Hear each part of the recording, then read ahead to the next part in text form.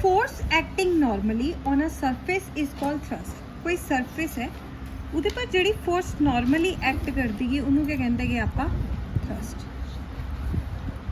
Okay, thrust एक तरह की फोर्स ही होंगी, एक वैक्टर क्वांटिटी है। वैक्टर मीन्स ਇਹਦਾ मैग्नीट्यूड भी होएगा ते डायरेक्शन भी होएगी। मीन्स 13 किलोमीटर ईस्ट लगा लो, ये हुंदा वैक्टर।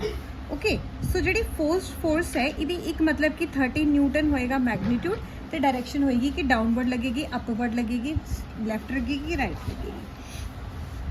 थ्रस्ट भी एक तरह की फोर्स है। ओके, जो थ्रस्ट है वो भी एक तरह की क्या है, फोर्स। तो जो फोर्स के यूनिट है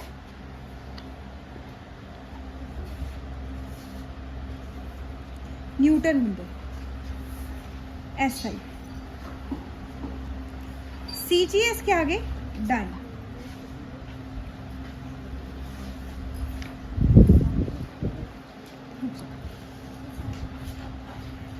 एक और है, one gravitational unit of thrust is equal to g one gravitational unit गे थ्रस्ट है वो कादे इक्वल होंगे गे 1 किलोग्राम फोर्स के, दैट इज 9.8 न्यूटन और 10.0 न्यूटन अप्रोक्स। ये थी साडी थ्रस्ट। उस तो बाद प्रैशर। प्रैशर क्या होंदा गा, फोर्स अपॉन एरिया और थ्रस्ट अपॉन एरिया, इनू कहते हैं असी प्रैशर। जिस तरह मतलब एक पर्टिकुलर है उहदे पर मैं इस तरह का प्रैशर लगा रही पर्टिकुलर एरिया पर। ए मेरे पास एक पेन है, इहदे नाल मैं नीचे पर्टिकुलर एरिया पर प्रैशर फोर्स लगा रही, तो इस एरिया इत्थे प्रैशर होएगा। ओके, सो जेनू करना होवे यूनिट तो प्रैशर हमेशा पास्कल च मेजर होंगे, क्योंकि जिन्होंने दिते थे ब्लेस पास्कल ने प्रैशर दिता था। तो यूनिट होंगे थ्रस्ट दे न्यूटन, एरिया दे होंगे 1 मीटर स्क्वायर।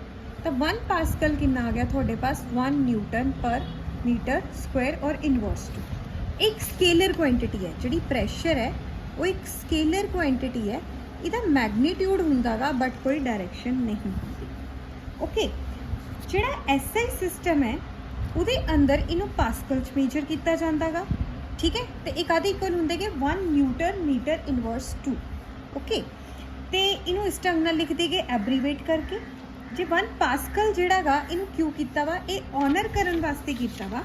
एक फिजिक्स साइंटिस्ट थे जिन्हों का नाम क्या था, ब्लेस पास्कल। उन्होंने सानू पास्कल प्रैशर बारे दिता था, जिन्हों तो मतलब ये नेम आया, मतलब यूनिट आई।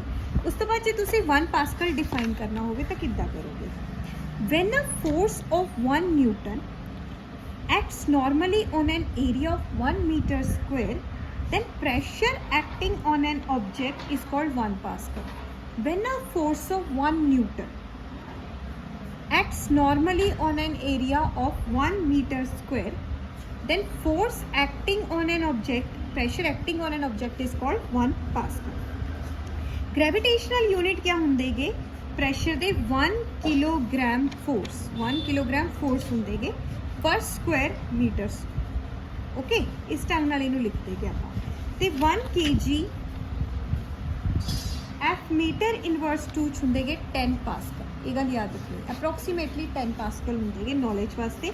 मेट्रोलॉजिकल यूनिट क्या होंगे प्रैशर के, जो तुसी मतलब कि वैदर मॉनिटरिंग यूज़ करना होवे प्रैशर, एटमोसफेरिक प्रैशर, तो उहदे वास्ते बार यूज़ किया जाता गा। तो 1 बार्स किन्ने होंगे 10⁵ पास्कल।